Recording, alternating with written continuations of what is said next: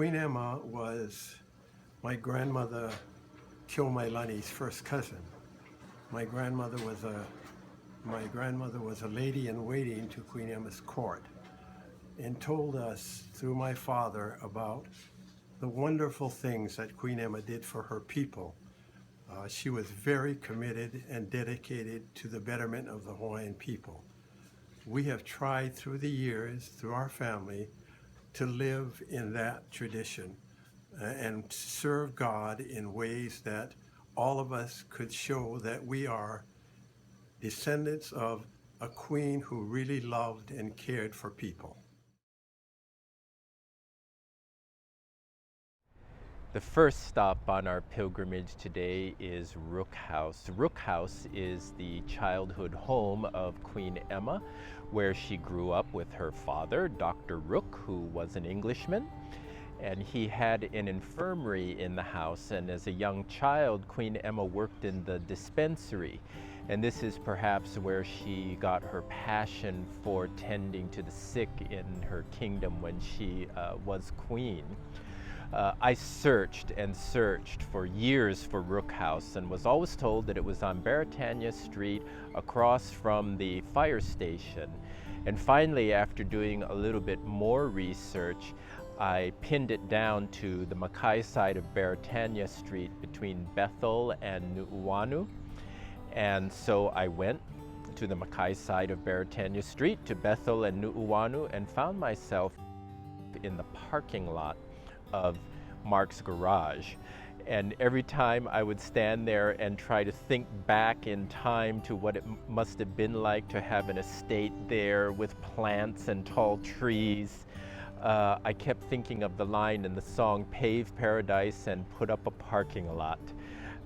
It's hard to reconcile looking at it today that this was the childhood home of Queen Emma. And every day when I would walk to work from my condominium at the Honolulu Tower, I would go right past Rook House, and from time to time I would enjoy chasing the pigeons that would hang out in the parking stalls. The next stop on our pilgrimage today is the Queen's Hospital.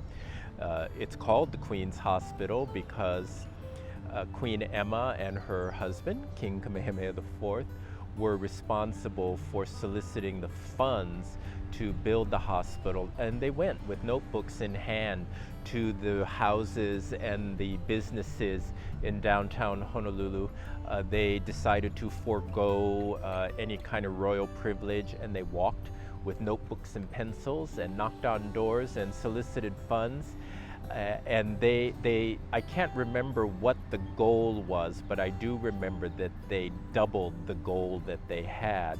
And as a result, today we have the Queen's Medical Center, which is the largest medical facility in the Pacific and does such marvelous work for the healing of people in the Hawaiian Islands and from points beyond where people come for medical treatment, the Queen's Medical Center.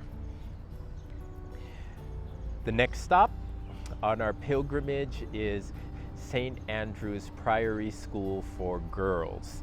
This school was founded by Queen Emma to educate the young women of Hawaii and to balance the education that was being provided after the establishment of Iolani School, which was named, of course, after her husband. Iolani was his nickname, Iolani meaning heavenly hawk. I did have the honor of being chaplain at St. Andrew's Priory for 1 year and would often sit in the courtyard that had this huge tree over it on a trellis. Turns out that the tree was an ylang-ylang tree that was planted by Queen Emma herself at the establishment of the school. And I always thought it was so wonderful that young people would find refreshment under that tree during the day, and that I myself would find refreshment under that tree when I would have my lunch or visit with people and things like that.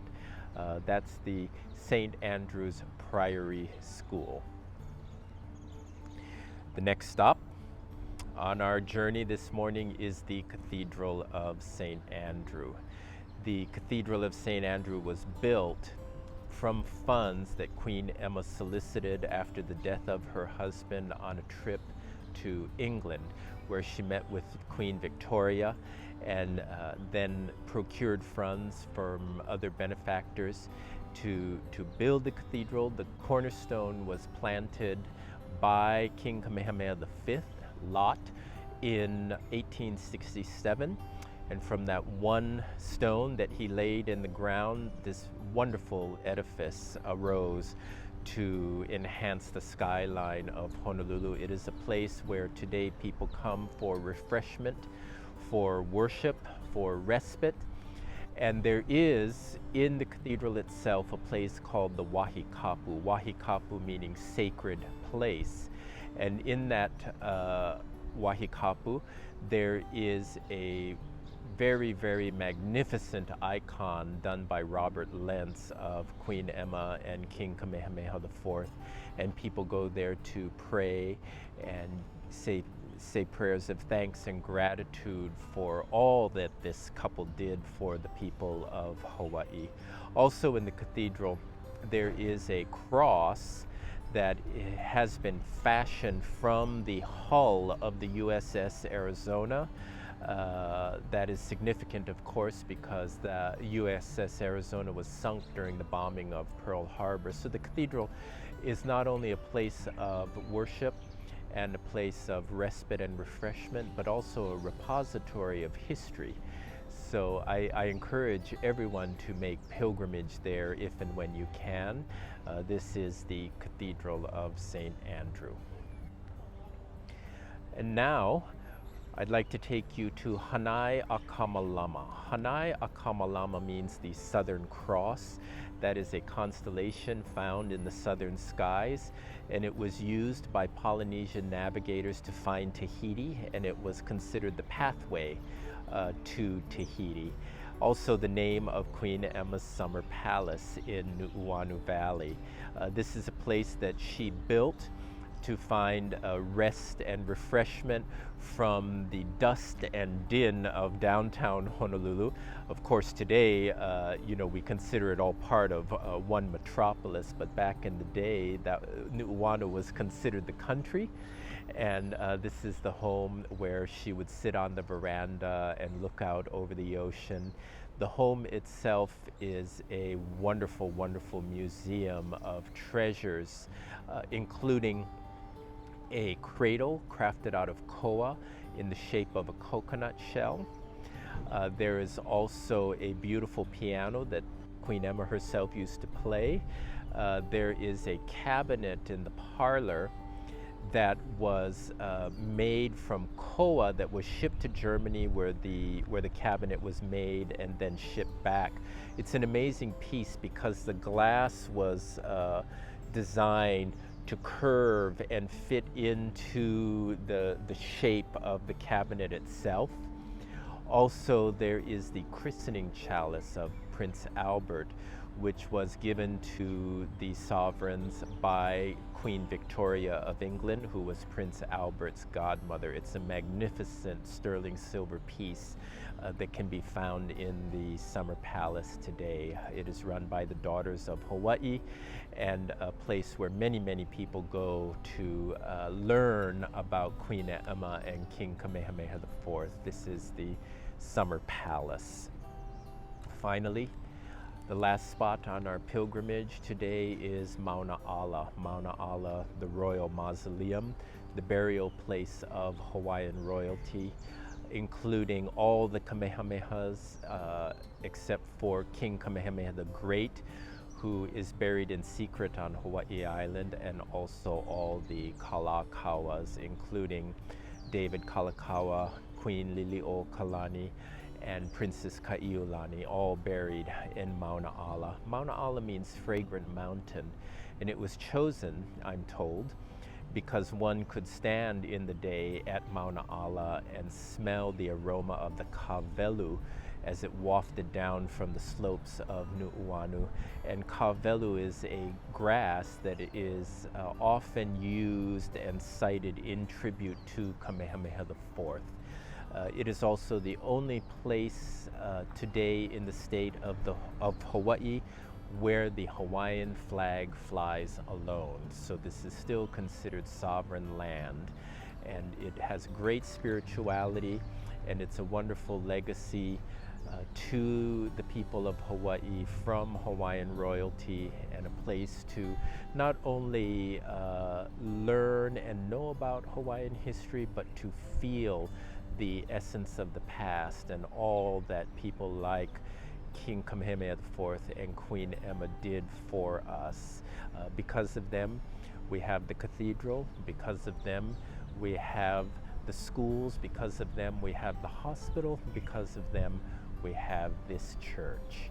So with that, I say, Ua mau ke eo o ka aina I ka pono, the life of the land is perpetuated in righteousness, their righteousness, and may we be righteous as well as we continue to live into the legacy that they gave to us. For me, it means a lot knowing that the land that we sit on at church was given to us by them. My passion is with the Episcopal Church women, so I really believe in mission and ministry and praying for those that are in need. Every time someone needs prayers, I send out email to everybody on my listserv for the membership of ECW, and everybody goes right into prayer. And I think that's what Queen Emma did for her people, especially for her women. I think she prayed a lot for her people, her and her husband. How we need to carry on her legacy. We can't do as much as she has, obviously, but we can try to do a little. And every woman or man that we touch by either prayer or giving of our time and our talent to help them, I think that speaks a lot.